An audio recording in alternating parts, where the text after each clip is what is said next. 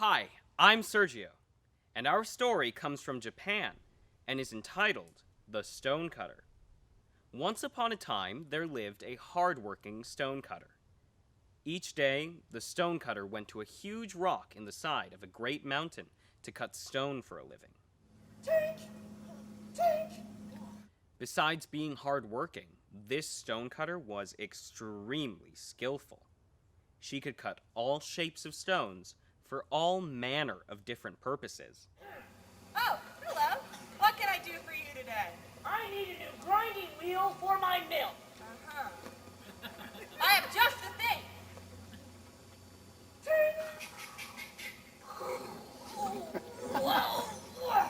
Because of this, she had plenty of satisfied customers, and this in turn satisfied her. It's perfect. Ah, good. Thank you. Thank you. Have a good day. Just come on back when it wears out again. What a nice man. The stonecutter lived in a small hut near the base of the great mountain. Well, here we are. Home sweet Puffle. And though her bed was hard and her food plain, the stonecutter was more than content. Oh my, yes. For now. Huh? In the mountain, it was said, there lived a spirit who sometimes helped people grow rich and prosperous. Many of the villagers came to the mountainside to have their problems solved and to change their fortunes. Dig a hole under the fruit tree. You will find gold. Okay. Trade that cow for some magic beans. Sure. Why not? That's Sir Prancelot in the fourth. It's a lead pipe cinch. Wow!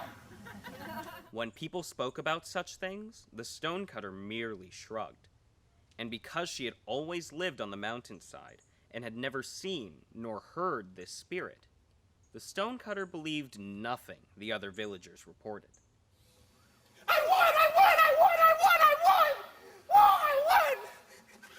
Oh, I can kiss Sir Prancelot! Woo! One day, the stonecutter had an order to deliver a large marble slab to an extremely wealthy man.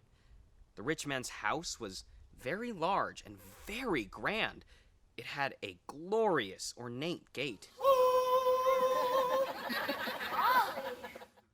On entering the house, the stonecutter found the rich man reclining in his luxurious bed, enjoying the splendors of his wealth. Oh, hello. Just, put it down over there. Oh, okay. As the stonecutter laid down the marble slab, she noticed that the house itself was filled with things she had never seen before. Is that an original? Ah, yes. Things so beautiful that they took her breath away. Is that real gold? Oh, of course. The rich man paid the stonecutter, warning her not to touch anything on the way out. The stonecutter left the rich man's house and started for home. She was stunned by what she had just seen. Now, by comparison, her daily life seemed to her harder than it ever had been before. Oh, if only I was a rich man and could sleep in a bed like that. I'd be the happiest man alive. Just then, the mountain spirit spoke to her. Your wish is heard. A rich man you shall be. The stonecutter looked around to see who had spoken. Did you guys say something? No. No? Then, finding no one, shrugged her shoulders and continued on. I could have sworn I heard something. Did you guys say something? No. No, huh? Not a single word? Well, I better get home. I sure don't feel like working anymore today. But when the stonecutter arrived home, she froze in amazement. Her hovel had transformed into a gorgeous palace. Oh, golly willikers! The stonecutter was rich, and her house was filled with the most spectacular treasures, including a bed just as luxurious and resplendent as the one she'd coveted. Yes! Oh! Oh, yeah. Overjoyed with her riches and her new life, the stonecutter soon forgot her old way of living. Summer soon came upon the land, and every day the sun grew hotter and hotter. The atmosphere was thick and oppressive. Just then, a carriage passed by the Stonecutter's house, carrying a prince, shielded from the sun by a golden umbrella. The prince elegantly greeted his subjects. Hello. Oh, hello, good sir. Hello, your majesty. Don't forget, you can also see me at 2 and 5.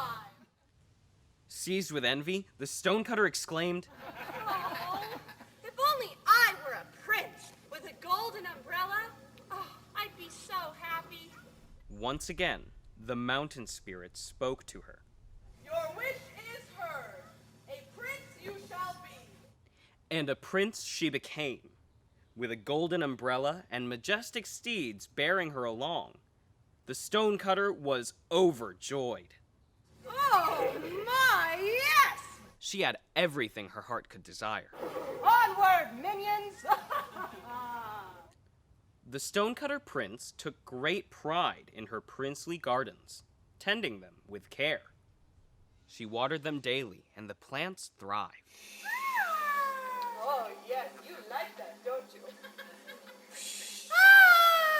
Yes, it's good for you.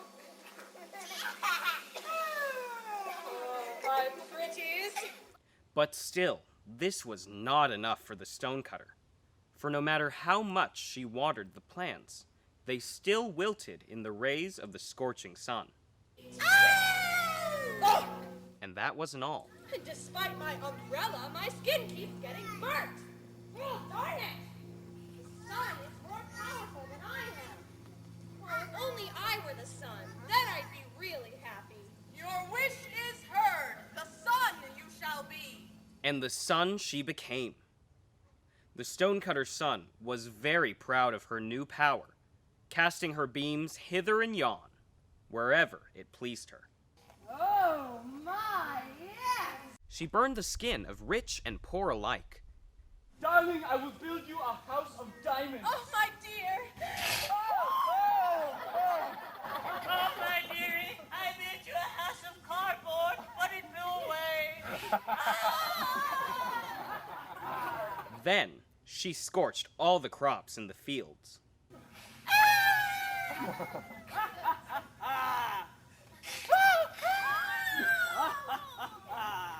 But soon, the Stonecutter found the novelty wearing off and became bored with these pastimes.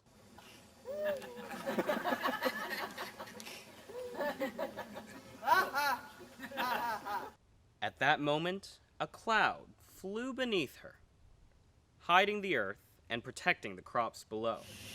What's this? Can the cloud block my rays?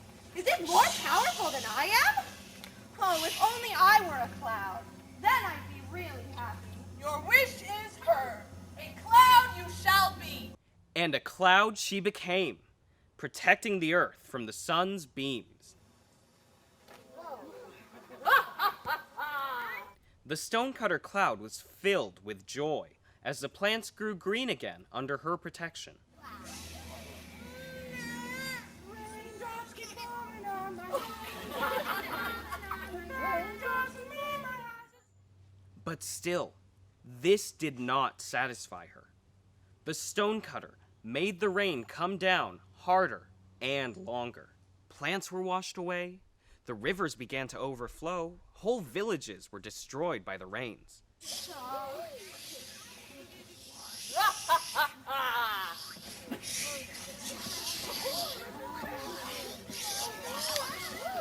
Only the huge rock on the mountainside stood unmoved. The Stonecutter pelted the rock with water, but to no avail. Amazed, the Stonecutter exclaimed, What? Is a rock more powerful than I am? Oh, if only I were a rock. Your wish is heard. A rock you shall be. and a rock she became, strong and unmoving. Oh, my, yes. Neither the rays of the sun, Oh, I can take the heat. nor the water of the clouds affected her. Oh, yeah. Oh, it's like a pleasant shower. Oh, now this is the best of all things. The Stonecutter Rock stood serenely alone, enjoying her monumental supremacy. Until one day, she heard a strange noise at her feet. It was another stonecutter, driving a chisel into her to break away a great slab of stone.